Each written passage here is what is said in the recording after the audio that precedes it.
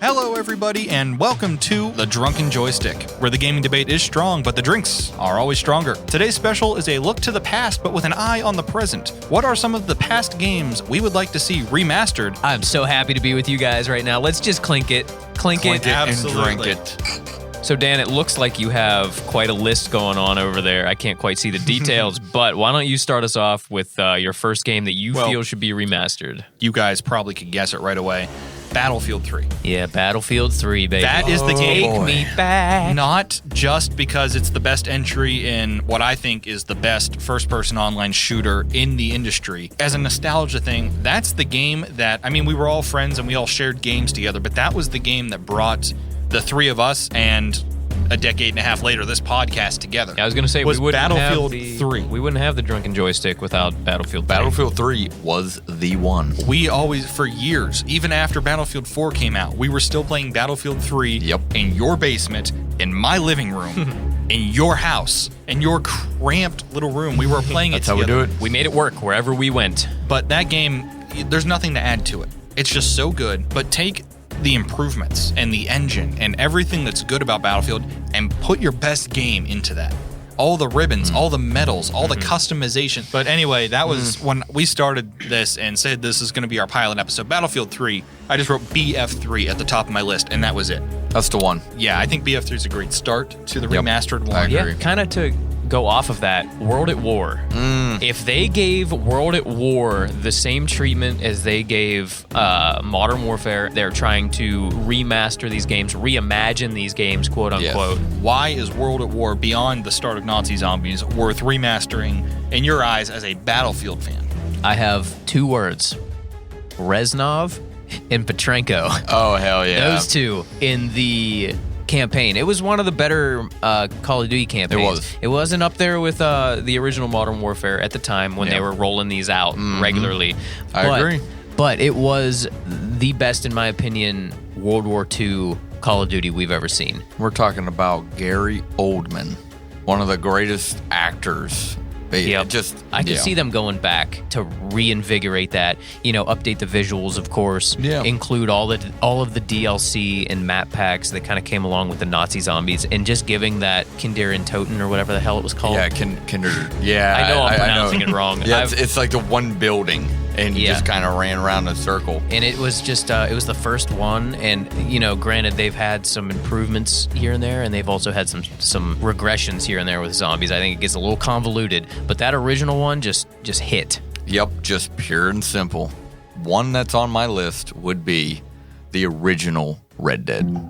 Now, I know they've updated the textures. It runs a little better on these new consoles. The anti-aliasing is, amazing. There's no more jagged edges and whatnot. But I want to see a true remaster. Like a reimagined almost reimagined, yeah. But they could keep the story exactly the same. I would play through it again. Absolutely. And just add in kind of how they did in RDR2, add in some random encounters, some more side quests. You can keep the story exactly the same. A little more of the same. Yep. You can't go wrong with it. It was Red Dead 2 graphics, RDR1 story. And man, I just love John. Arthur was great, but I'm still Team John all the way. One of the things we were most excited for RDR2, though, was seeing a modern John Marston, but with enhanced graphics.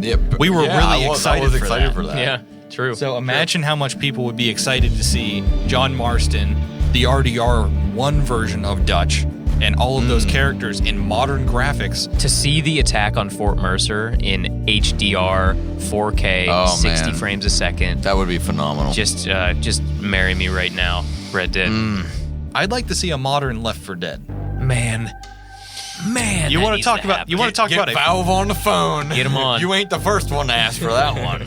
I was just going through my game. I went through my list of everything I played back to when I first got a 360. And there are not many games that I've had more fun playing with you guys than Left 4 Dead. And when we first all played it, I was kind of disappointed at first. I'm like, this is it?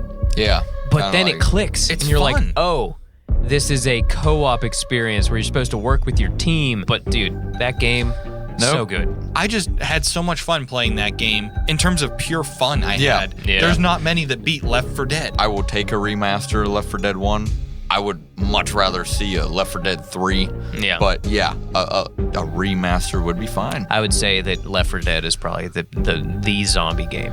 Well, I have one more I would love to see. You guys ever heard of the Mercenaries franchise? Oh my gosh. So, Pandemic Studios, of course, we have Mercenaries 1. Mercenaries 2 is the one that I am more, Mercenary 2, World in Flames. Gotta love it. Mr. Mohawk Man. Oh, yeah, Matthias. What was he, Swedish?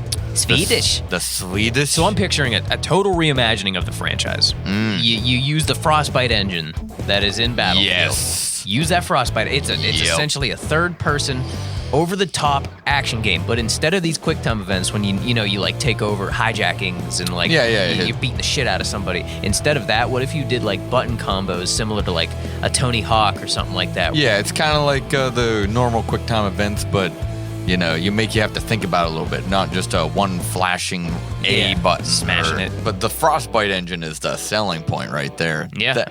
Because you could already destroy entire city blocks and bridges, and they did recently remaster Destroy All Humans. Right. So. And that's a Pandemic studio, right? It was. It was originally a Pandemic title, so maybe we'll see some more. Mercenaries or Saboteur. That's another sleeper. That's another one that was on my list. I was going to mention it real quick at the end as like one of the ones that didn't make the cut for the actual episode. That was a very fun game. I enjoyed it a lot. The last one, Pandemic, went out with a bang. I think they did a good job, and I still have a copy of it today. I've got one more, Splinter Cell. Deserves a mention. You mean the original? The original. Honestly, I would like to see the first couple. If they're not going to make new games, I would like to see them remastered to enjoy on the next generation. The original still holds up to today. Could you keep Michael Ironside's voice acting? You don't even need to get him to do new voice acting. No, just you keep his voice. Yep. I will give you $60 day one. I'll give you it 2 months early for a pre-order without any bonuses. Make the game. That'd be one of the few games that I would pre-order nowadays. Yep. Anyway, the original Splinter Cell was so ahead of its time. There's such a dedicated fan base. They would make money off of it. But the last one I think deserves a little bit of discussion before we get to the finale. Fallout New Vegas. Obsidian did a tremendous job. That's a good mention. I considered multiple entries in Fallout, but New Vegas stuck out to me. New Vegas is Obsidian like killed it. Yeah. It's an outlier in terms of how the series is written, and the series has done very well outside of their most recent entry. But I would like to see New Vegas remastered. Yep, it was phenomenal. It's I recently, just within the past few months, started a new game. It's still fun. Yeah, and it holds up, but it could still use a not even a just a little TLC. That's a little polish. That's the point of a remaster. You take some of the stuff that worked in future generation or future releases in the franchise, future generations, apply it to the games that were the best from the past. Man, you want to talk about a game that was ahead of its time? Let's boys. We all have, I'm sure, the same name in our heads. Let's count it down. 3, 2, 1. The Godfather. Why is that the one you're saving for the end? Which one of you two would like to tell them what we're thinking? It's the greatest mafia-based game. Not just that, it's one of the greatest movie adaptation games. It was perfect.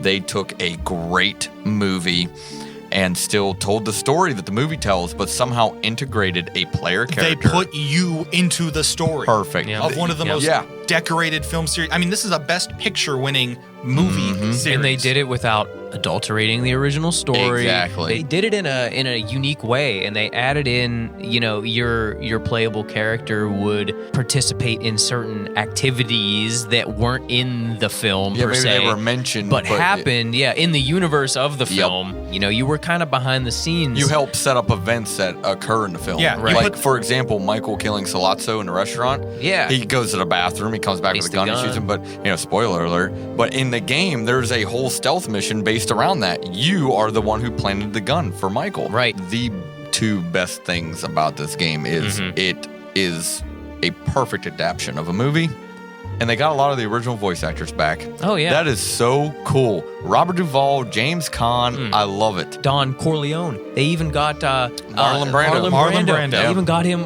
That, believe it or not, was his last acting job of all time. And unfortunately, he was on a ventilator or something. And so they couldn't use a lot of his recordings. They really went above and beyond for that game. For those of you who haven't played it, I understand it's a very weird one that we saved until the end, but it's really one of the ones that wasn't truly appreciated by a lot of people. Do you guys have any more parting thoughts before we close out the first episode of the Drunken Joystick? I mean, and to be honest, I just want to say thank you for everybody for joining us, but man, do I need another drink. I'm so thankful for you guys that chose to join us here.